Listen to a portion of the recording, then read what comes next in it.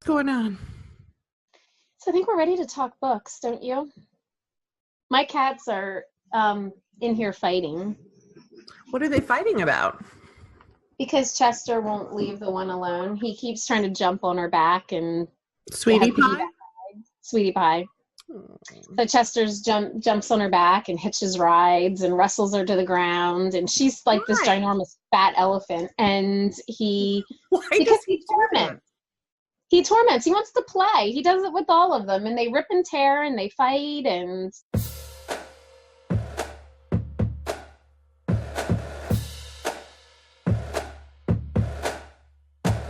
Okay. I'm very excited about today's thing because this one, whew, this has been hanging around for a long time. Unchecked.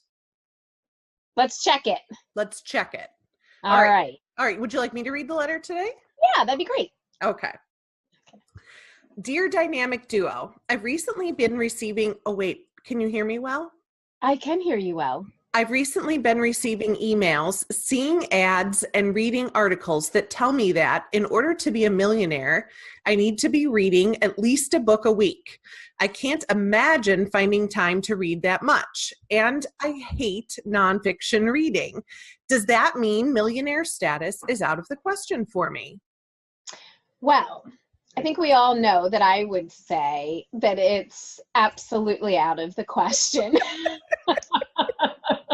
That, I am an avid reader and believe everybody should be reading a book a week, a book a day, whatever.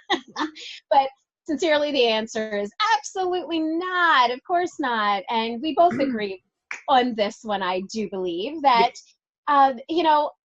a lot of times when we hear that or we read it, it will be in one of those articles that say, habits of the 10 wealthiest people in America or Right. our top, the millionaires, Exactly. blah, blah, blah. And, it'll say that they're reading a book a week or something along those lines. Okay, well, maybe they are, but we just sampled a very small amount percentage of people that, Yep. okay, it might be a little bit of a biased sampling there. Mhm. Or we see this with people who are selling their speed reading courses for successful people. Or those, what's it called? Boxes. It's kind of like your Stitch Bitch boxes, but for books.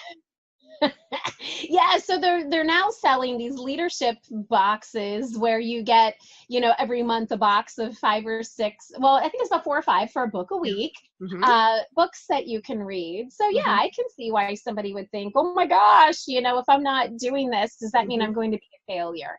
Right. It's something where there's an element of truth that we'll highlight in here in a moment. Mm-hmm. But the truth part is not a book a week. That's what I think we want to challenge. What's happening is millionaires and successful people are learning every week. They're investing some segment of time or energy and they're learning for their craft, their industry, their skill set. And reading books is just one way to learn. And not everybody can fit that every week into their schedule. Absolutely. Well, and I mean, I think for me, exactly, I hate nonfiction reading. So I don't personally hate nonfiction reading, but I don't do a lot of it. I pick and choose like really powerful books, but I think to myself, and that's what I was thinking before this video. So I brought some props for our video. What do you call them as teachers? Visual aids? Visual aids. Visual aids. So I brought some visual aids of the nonfiction books that I read so we can see what I'm on track to be a millionaire in, what subject matter. Oh boy. Oh boy, you ready? Oh boy. I think this one's a given. You already know, and probably everybody knows. Grumpy Cat. Uh-huh. Okay. So now I know. These are my book readings. This explains a lot, actually. So I'm on millionaire track status for something relating to a snarky cat. Okay. You've honed your craft and your skill. I can see that. Train wrecks. I'm on track to be some sort of authority in train wrecks. I think this is quite appropriate. I think this one is another obvious one that anyone who knows me or us Books Okay. about me. I'm on track. As long as I can somehow be the subject of something that's generate $1 million. You've got it. So How to love me. so you've been feeding your mind with and honing your skills and expanding your craft here with your reading. I think this illustrates this. This is the most critical one and the one I spend the most time with. The diagnostic criteria, the DSM-5. This addresses specifically mental illnesses. Do I want to ask? No. No. There's a lot of notations in here with your name next to it. Oh, not fair, not fair. So if we evaluate my ability to make millions based on my nonfiction reading, I think it's a lost cause. I think you're right.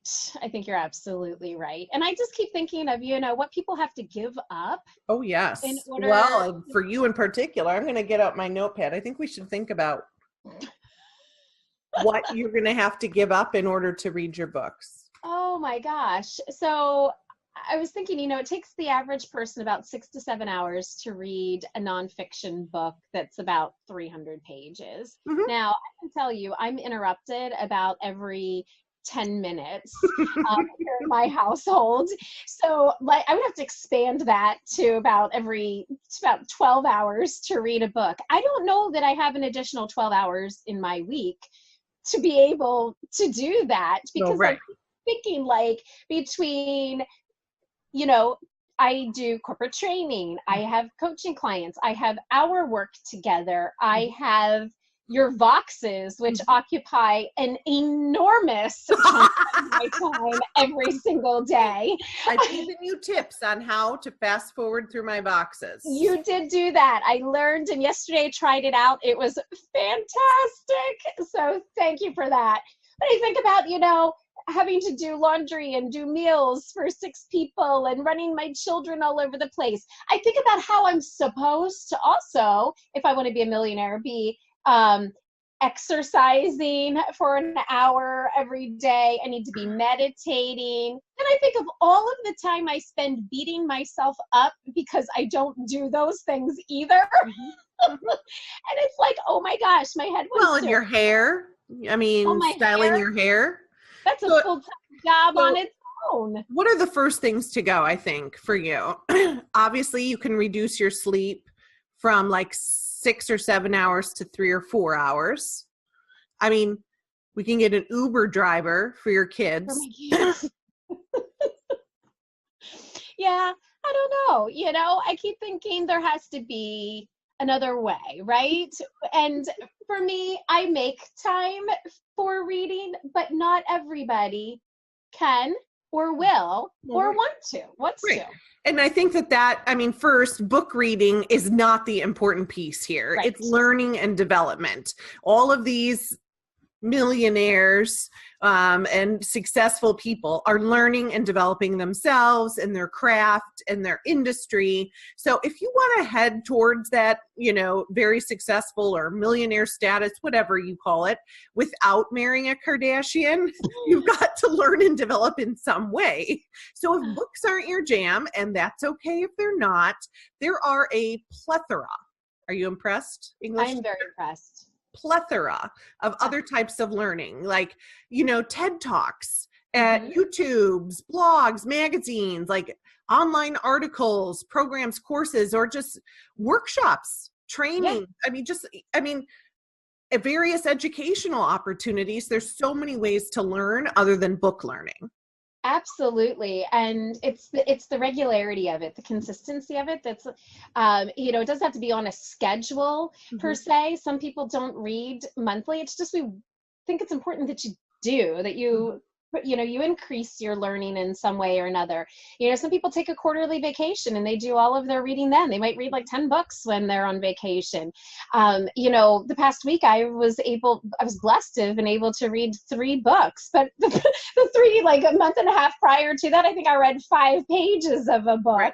Exactly. But it's not the schedule of it. It's just the fact that we're consistently there's consistency in our dedication and devotion to increasing our learning in some way or another. Right. So I think the most important takeaway here is that it's important to know your relationship with learning and development.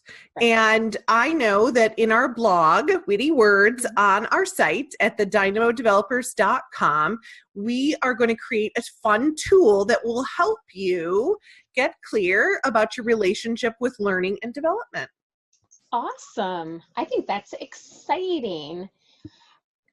And I think that's it. Jen and Rachel out. I think so.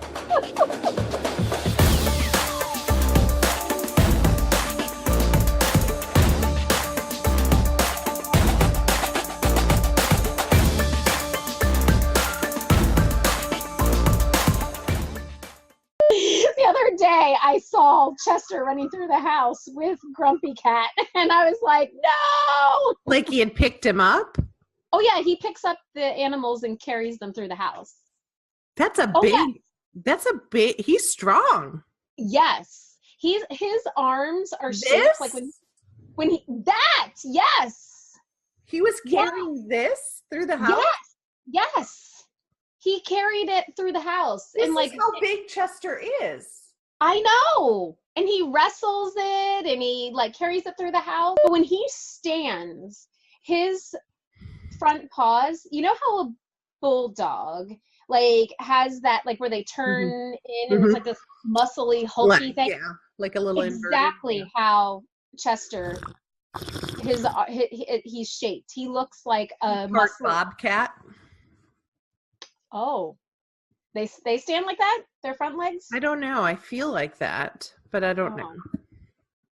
I have No. not done quite enough research in the feline family. Yeah.